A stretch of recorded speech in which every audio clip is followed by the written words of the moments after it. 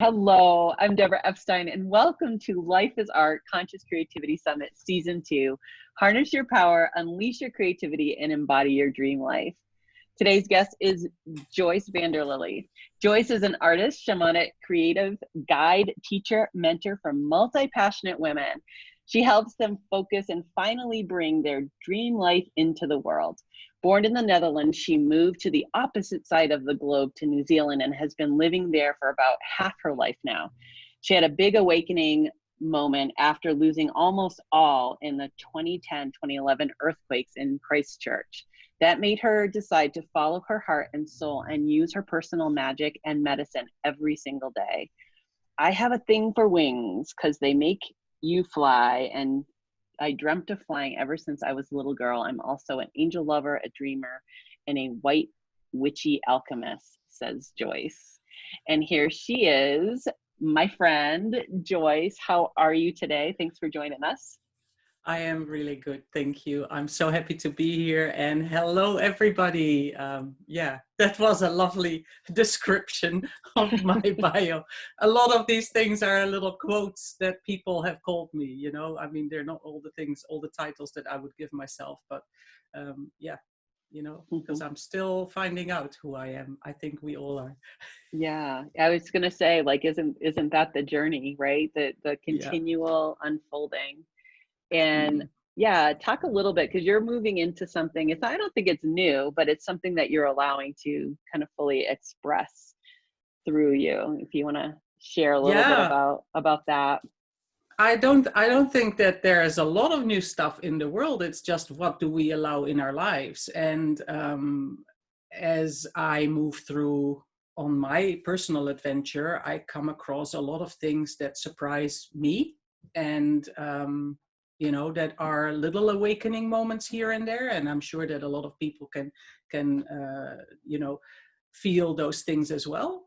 Um, if you listen, if you stop and take the time to listen to yourself, to your intuition, to the little voices inside maybe, or little messages that you get, you know, um, and actually it makes your life, like my life, a quest, an adventure. And I'm every day I'm thrilled to see what's going to happen next. Yeah. Yeah, I had a conversation earlier with somebody, and we were talking about like the magic when you drop into the flow and follow like the synchronous path. And that's kind of what you're alluding to, like listening to that inner voice. But then there's that piece of like what's being expressed outside of you and around you that kind of like connects to that inner voice. Mm. So yeah, I, as you said, after the earthquakes, that was the biggest aha moment, I guess. I mean, if I go back, you know, if I go back in my life, there are other times that big changes took place in my life, and of course, I learned from those, and I changed, or you know, adjusted after those things as well. But the biggest awakening moment, if you want to call it like that, is that earthquake experience, because in one moment the world around me just stopped, you know. There was so much that changed, and also the realization, like, you're not always in control of what's happening, you know. Not everything is by your choice or by your doing, but how you respond is how you know, what you choose to do with it. And that came, you know, that became very clear after these quakes, because as you said, I moved to the other side of the world. I don't have any family here. It's just our little family unit. We've got 2 kids. So there wasn't any family support like that other people might have had.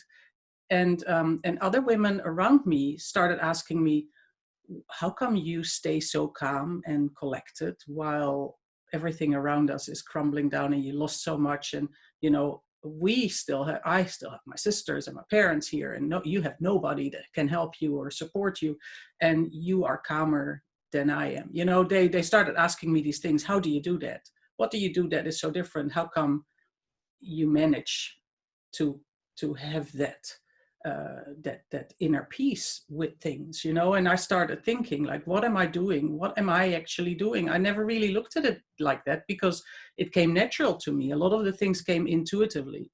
And so I started to, well, not really analyze, but looking closer to what am I doing? What am I doing? How come that, yeah, they're right, but how come, you know? And that's how I found that I actually use a lot of my creative ways of expression as my personal medicine, you know?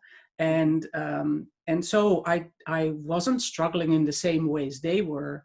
I had this space that would hold my darker thoughts and darker emotions, and I could keep it there safely, and I knew that it was there, but because of that I could release it, I could let go and move on with other things.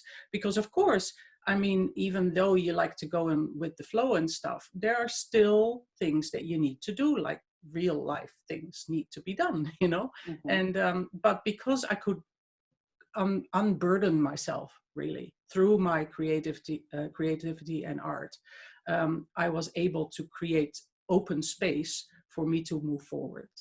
Mm-hmm. And so when I realized that, and when I shared that with them, and also, you know, I suggested, look, I can teach you, I can show you how I do it, maybe it helps for you too. And that is really how my whole you know, guiding work started. Yeah. Mm-hmm. Yeah. I love that, because what I'm hearing is like this kind of something that could be called a tragedy or a big trauma, and you found the juice in it, you know. Mm. You found the juice in it, and you found your life in it. And it's almost like I get this image of like the fruit inside of like the shell of something, Mm-hmm. you know, Mm-hmm. like that had to break away so that you could Yeah. come to the fruity part. And Yeah. then like helping people be able to do that same thing in the world right now with all of the stuff that's going on is really, really important.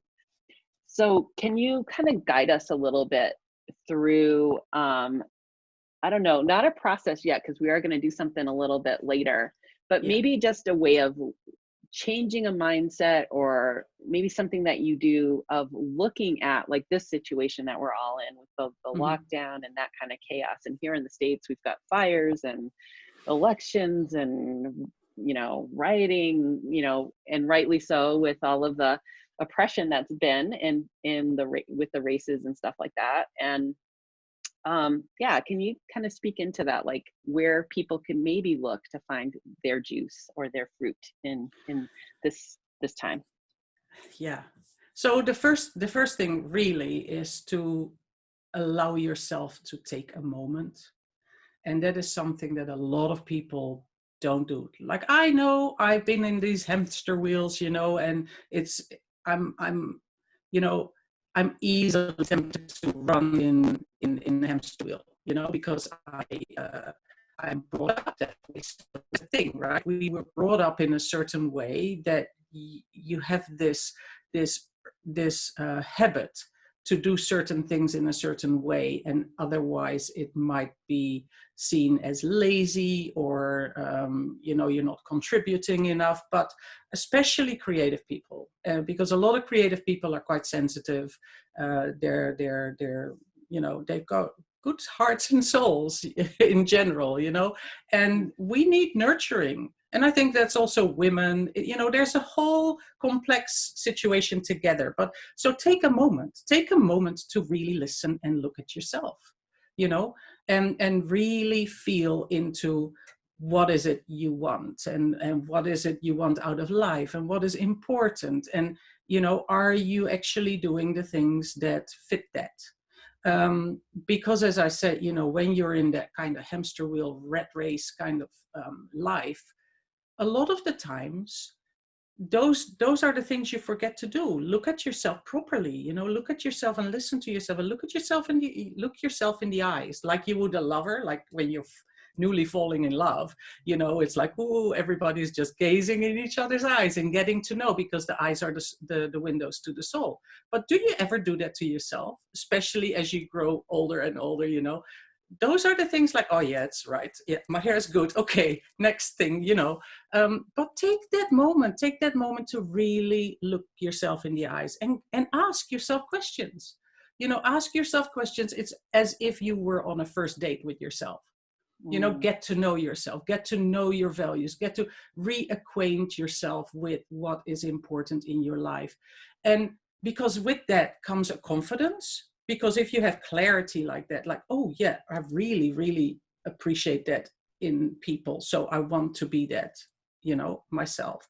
I really like this thing in life. And you know, if you have clarity like that, it builds your confidence. You start to sit up more straight. It's like, yes, that's who I am. And you ooze that out. It just, you know, the energy just breathes out of you, and people will respond to that, because it is like the energies is like a give and a take. You know, what you bring out comes back. People say it's a law of attraction. It's the same thing. It's all energetic, you know, but it starts with yourself. And if you're just running around like a crazy chicken, then, you know, that's what's going to happen. You know, everything is just haphazardly. So that's the first thing first, you know, connect with yourself and be open and honest. As I mentioned to you before we started recording, is that, you know, this pandemic experience actually opened another layer of my, you know, my truth, if you will, because I had my angels, and I've had them for a while now, but somehow, and I don't know why, I kept them separate from the other work I did. Why? Maybe I felt a little bit scared to be ridiculed or laughed at, you know, that people would say, ha, you know, but it's actually strange. So now I embrace them, and I put them everywhere that I do my work, because they are an important part of what I do, and why I am doing the things I do. Yeah. Yeah, it's really interesting to me too. It's like we don't know why. I always it's like that's part of trusting the process as well. Like it comes out when it needs to come out, and maybe they weren't done working with you yet, you know, one to one. And I know from my own you know, what I'm building and what I'm working in that creative evolution that we're always kind of in, is there's certain projects that, like these paintings behind me, they can be seen while I'm working on it, and there's other projects I'm working on that are like they're tucked away, and they're just for me right now. And I actually think that's like something to honor, you know, in that process, that we all have something like that, and it's okay. You're not keeping a secret, you're not hiding something, there's nothing wrong with that. But it's being able to, I think that's part of what you were saying too earlier about being able to listen to that inner voice. Yeah. Yeah. And then starting with being able to connect with yourself to even hear the inner voice. I know. And that's the space that you need to give yourself. I think that's the first thing you really need to give to yourself is space to be with yourself, and be in silence, and listen and hear and see. It's all about the senses. It's all about energy. Yeah. Yeah, absolutely. Yeah. So how would you feel about like kind of leading us into something right now? I'm surprised. I'm going to be surprised as to whatever you're going to guide us through today. I will take you on a little walk, and I hope that most people have ever been to the coast. But yeah, I'll take you to a coastline, and I'll take you on a little walk, and I'll guide you into an experience of the senses and Mother Earth and everything that connects us all to our planet that we live on. And yeah, I'll take you in a small guided meditation and see how that feels. That sounds awesome. And then afterwards I'll show you something. So I'd like everybody to just stay, you know, find a place to sit or stand calmly and close your eyes. It always works better when you close your eyes, because you can concentrate on the other senses. So I like you to imagine we're at a beach, a coastline. So breathe in and smell this beautiful salty ocean air, and breathe out. And all through my story, you will smell this beautiful fresh air coming in through your nose into your being, and you give it back to the air. You hear the waves, the surf. They're never ending. That energy never ends. Whatever obstacle a wave comes across, it still rushes to the shore. And then it retracts again, and it comes back.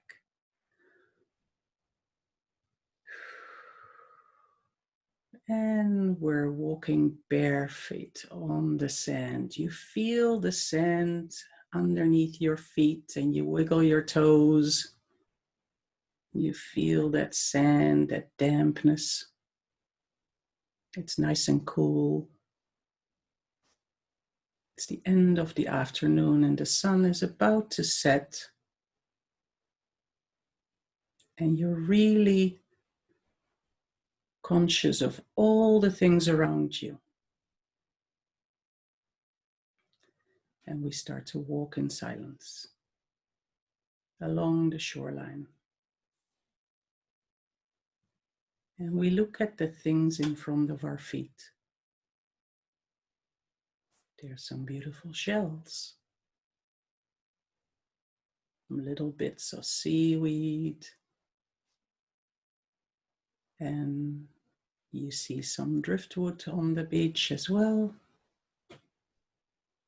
And if you look closely to all these treasures that the sea just brings onto this beach, you start to see that you can actually use these to create something for yourself.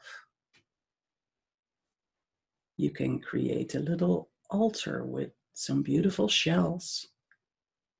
They would fit so nicely next to your crystals. You pick up a piece of driftwood and you see the gnarly, cracked lines. This piece of wood, where would it have come from? It could have come from anywhere. The seas are all connected. The oceans are all connected. What adventure has this piece of wood been on? You turn it into your hands and you see an image. It calls you, it vibrates in your hands, and you caress it gently. You feel the knots and the twists and the cracks and the weight of the wood in your hand. And you decide to take it home and make it as one of your anchors that will hold a story, it will hold a memory, and it can hold some space for you.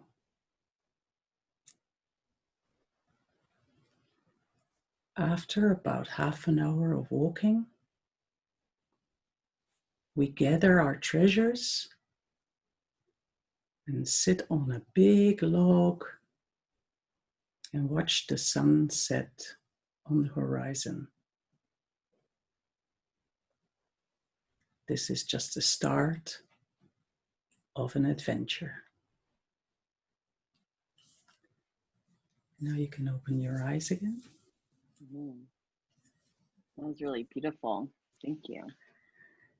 And I will share with you one that is in progress. This is one of the angels that I'm working on. So, as I said in the meditation, in the guided meditation, there's a lot of sensual experiences here. We closed our eyes, but in our vision, we saw things. We heard the water, the sea. We felt with our feet on the ground, Mother Earth, and we felt with our hands the things that we picked up. We hear, we smell, we listen. All the senses are combined when you allow yourself some time to experience nature and the senses through you, like how everything moves through you. The waves are like a breathing. The smell, the air fills your lungs. We touch things, we see things, and we give back. It is like a infinite motion. It just feels like a dance that we do with nature. And yeah, and I feel those energies come through things like if you find something in nature that connects with you, and that you feel drawn to work with, then I encourage everybody to take that thing home and start working with it and just let what happens. That is how my angels have started. I never really planned anything. They just came, and they evolve and they grow. And if I walk on the beach now and I find driftwoods, I need to see them and I feel an attraction. And then if I pick it up and I don't feel the right energy, I leave it. I give it back. I give it back to the beach, to the sea. And it's not then for me, it's for somebody else. Or maybe not for now. Maybe it needs to go on another adventure and another time travel before it's been worked with, because we're all part of nature, and we're all part of this bigger collective energetic happening. I think it is important to realize that we are just one shekel in the whole chain. Yeah. I love that. It's really beautiful and so poetic. And as you're speaking, it's like I can see what you're saying because of how you're using your words. And what it's making me think of is like, that's the beauty of shamanism, like what shamanism teaches us, that, there's life everywhere. And it's, and obviously shamanism is just like one vehicle of learning that. There's so many other practices on the earth where we see the earth as living and everything on it as a living being. And that connection that we have with that as a life and what wants to be brought out. And I love how you're bringing the angels in, or how they're asking to be brought through you, really. Yeah. Well, that's how I felt, and that is probably one of the things that I felt hesitant to share, because I'm also brought up quite, I was always a daydreamer, for instance. I always dreamt a lot, and I was always told that wasn't a good thing to do.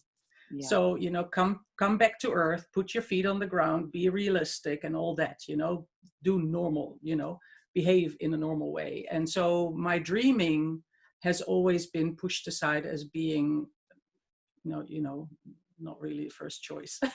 And now I've brought it into my life as that is really the first thing. I want to live a dream life. And that doesn't mean that it's always, roses and sunshine, but I am pursuing my dream life every day.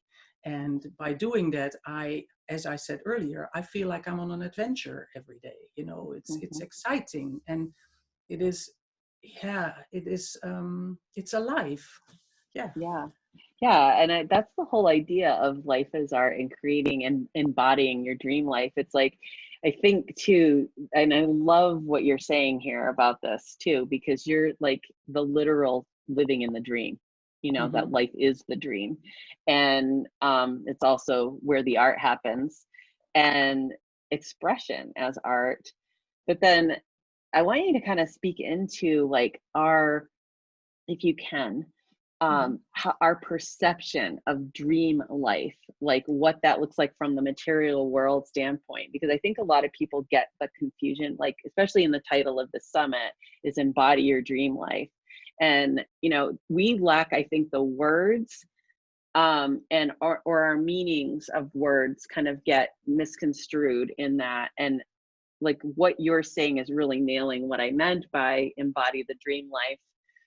And somebody else might come along and go, oh, like dream life is like, oh, I want that mansion on the beach and, with all the jewels and, whatever else. Yeah. Not that that's that can't happen. But yeah, do you see where I'm going with that? I know where you're going. Yes, because a Yeah. lot of people, when you talk about dreams, it's like, oh yeah, you dream this castle, and you dream this world trip, before the pandemic maybe, but yeah, and you dream this prince, and on a shiny, on a white horse and shiny armor and all that, the fairy tale kind of stuff. And of course, that is lovely. I love fairy tales. I love stories. So I'm all for unicorns and all that, Uh, but your dream life actually is also internal again, Mhm. as I said, it's not all roses and sunshine. I mean, yes, it rains. Yes, things happen because you're not always in control. As I said, also with the earthquakes, it was a real wake-up call that you're not always in control of everything. So you cannot just dream and have everything being perfect and shiny and all that. But the dream, I think living the dream life is how you live from within. So if that fits, so I can, so the reason I moved away from Europe to New Zealand was I traveled a lot. We traveled a lot and we loved different cultures and different places and, better climates, I guess, and more space. So we left in pursuit of a better place to live. You could say a dream life, and when we first moved to Christchurch, that's where we lived for the first 7 years, I think, and we actually moved ourselves there with the idea this is to build a better life, better lifestyle and all that. And in no time, we had recreated that hamster wheel, you know? Mhm. So there you are in another place at the other side of the world, recreating not the dream life, Mhm. And that is why these earthquakes were such a big aha moment.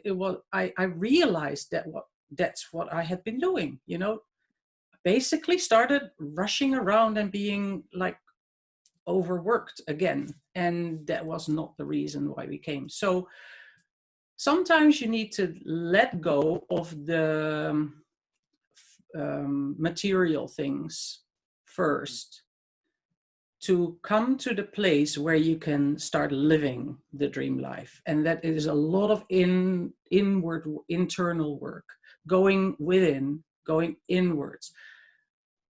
I love spirals. So I always imagine this, and I always go down to my gut area here. So a spiral. So if I imagine myself going within, then I imagine myself going from my head and I spiral down to my womb area, to my gut area. And that is where I create from. That is where, that's where it all bubbles up.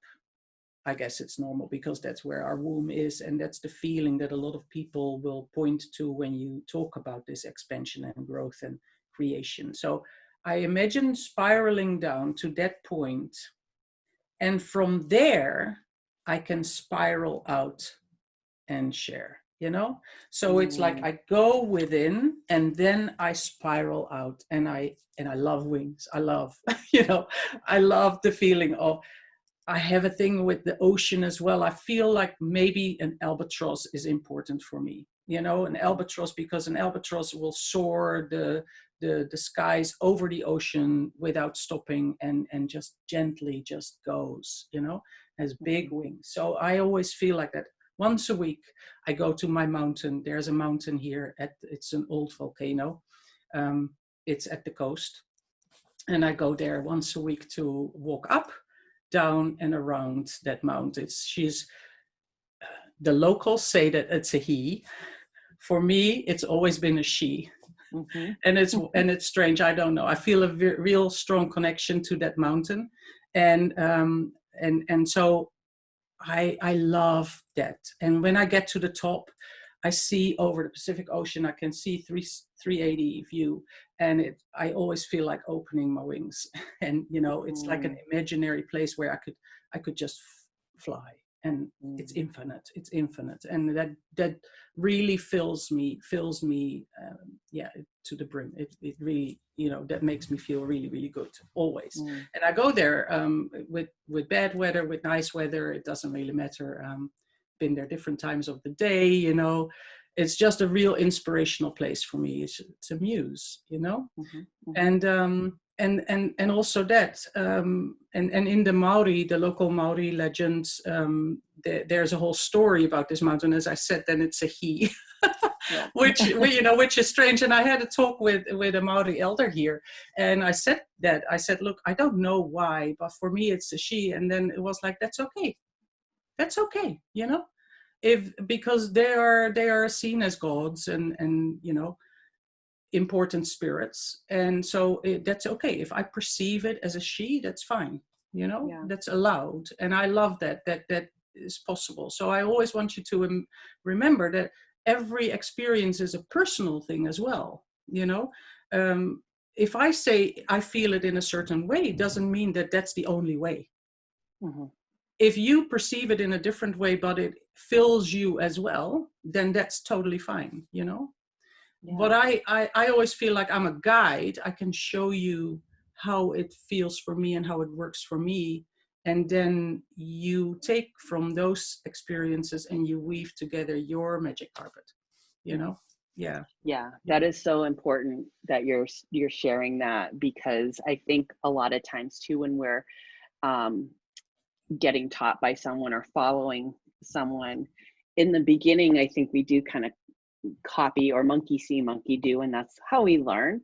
But then eventually, you're right, it's like, what's coming to you? What are you receiving from what I'm saying? Not that you mirror exactly, whatever I'm teaching you, but it causes you to go in a little bit deeper, and it causes you to think a little bit more expanded, and then it causes you to weave and act out in the world, that outward expression in a way that is just unique to you.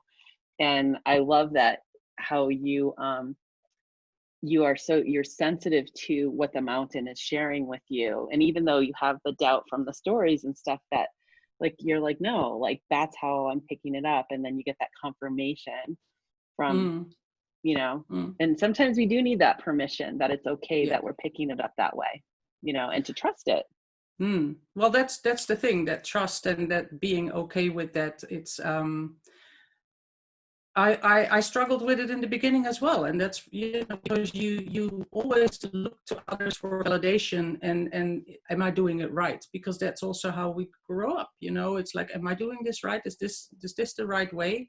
And it really, actually, for some things, of course, but for a lot of things, of how the mix works for you, needs to feel right for you, needs to be right for you. So it is. It is a journey, and it is, and I always say, like, just allow that journey to be really, really fun and exciting and an adventure. Then it becomes that adventure, and then it becomes exciting to wake up every time and see, I'm really curious to where I will be, in a couple of months. It's like, oh, wow, what will it be, And that is also probably why, when this pandemic hit, and with the lockdowns and all the struggles that everybody in the whole world in different ways is experiencing, I think if you can look at the things like, where does this fit in my adventure? How is this important for my adventure? What do I need to just stop, listen, reflect, adjust, or reinforce certain things within me, and then move forward? Because also, before the pandemic, we were planning things in our schedules, and you actually also didn't know what was going to happen a couple of months away from that time, right? Very good point. And yes. Yeah, and suddenly now everybody goes, oh, but there's a pandemic, I cannot plan. Well, it isn't that much different. It's just how you fit it into your adventure, and then just say, okay, I'm walking my journey. I am doing this, so I'm planning for that. And if that, and if suddenly the trains stop driving, or the planes, start flying again, maybe I'll adjust my course a little bit. That's okay, because you can adjust. But hop in your boat and go to the place that you want to go to, and work on that, because that is not going to be different whatever happens around you. And that is, I think, that is also the calm that I could keep, is that I try to fit this into my story. I just take it as that is something that happens. Read any book, the hero always has things to overcome, and they suddenly, bombarded with this, and then, they fit it in, and somehow they make it work, and they still continue on their journey. So see it as that. I think when you see it as that, then you can include it, and you can maybe even take opportunities and possibilities from it that otherwise would not have been there. I mean, I speak with a lot of creatives, and you probably know this as well, that for a lot of creative people, it's like, whoa, this just brings so many other possibilities and opportunities that weren't there before, so you can take juicy things out of horrible situations. It is, if the earthquakes would never have happened, I would not even be talking with you. Isn't that true? Yeah. So and maybe if the pandemic would not have happened, a lot of the viewers would not be listening to us now. So always look at it from that perspective, like, what brought you to this place? And sometimes you will be surprised that actually the things that you think were the shadows actually brought you to a place where there's more light. Yeah, it's always looking for the gift in the situation. That's how I kind of say that. It's, you could get like down on it, like, oh my gosh, why is that happening? And that's okay too. But then let yourself shift into, okay, now that I like let myself get angry, mad, upset, sad, cry, whatever I need to do to express that, where's the gift? And where's the juice, right? Love it. Love it. And for that, creative expression is ideal. If you find any way to creatively express yourself, because you can unpack all that stuff, you can unload your burden and then move forward. Just moving energy. Well, that's, there are some people that say that we're not even solid matter, we're just all energetic particles. So there you go. Right. We just keep believing it is. Anyway, so you have a gift for the audience today. Would you like to share what that is? Yes, I will guide you in 5 steps to become your own dream weaver. And that has to do with our 5 senses. So the 5 steps will go through the 5 senses. And as I already said earlier, I think it is important to feel and to understand your senses and how you can combine them all to be that magic carpet for your dreams, and I think that it is important for people to become aware of that, and to just have a good play with that and see where that takes you, because I talk to a lot of people that have given up on their dreams simply because they think that it's too scary to even pursue them. And I'm a firm believer that you have to really listen to your dreams and your ideas. They come to you for a reason. They come to you because they invite you actually to take action on them. And if you let them go, they only leave you usually with regret. Then it's like, what if I had only tried this? Well, let me help you with that. Yes. We all need help with that from time to time. And I love, you're preaching to the choir over here. Not that you're preaching, but I couldn't have said it better. Welcome to my church. I love it. I'll come every week.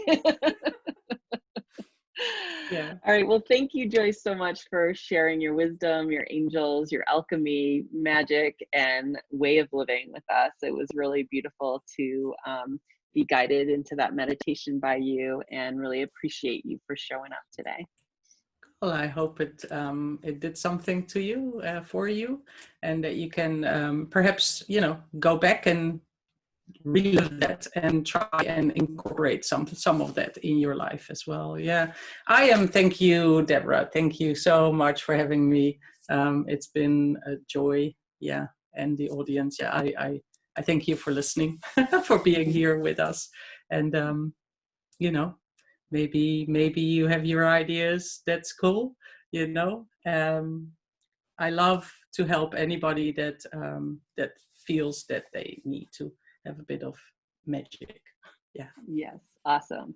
And so what I want you guys to do now is click on the link and get that free gift. And it's right down there. She's pointing at it. And also what you can do too is pop into the Conscious Creativity Circle.